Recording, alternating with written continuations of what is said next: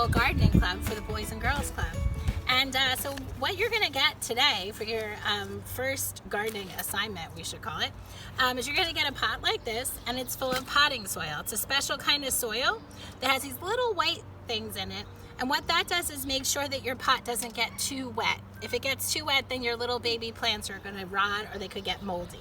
So what you're going to do is in your envelope, which I don't have the right bag, but that's okay. But you're going to find a little seed packet like this.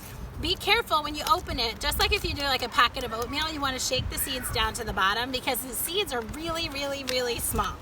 And there's only 5 in here for a reason, if you want to zoom in. You want to cup your hand and check them out. There might be 6, but you really want to plant 5. So what you're going to do is about a fingertip deep, you make 5 holes. 1, 2, 3, 4, 5. Then you drop your seeds in. 1, 2, 3, 4, 5. And you're going to have 5 radish plants. So the reason why we do this is we want to spread them out as much as possible so that they have room to grow. All right, so then we press this down. And then you want to take your water and you want to make sure that it's wet. You don't want to overflow it.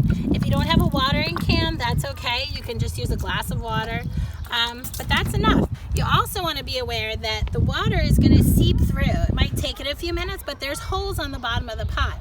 So you want to put your pot onto a plate or keep it on a patio or something like that. So this pot, you want to check it every day. You take your finger and just put it in the soil and see if it's moist. It should be just a little wet to the touch, like a sponge, you know, after you squeeze it out.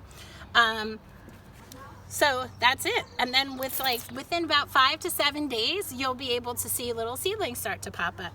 And don't panic. If you only get 3 that pop up, that's okay. Sometimes some depends on how deep they were buried. So some might take a little longer than others.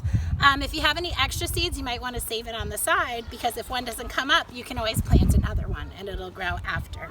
All right, thanks.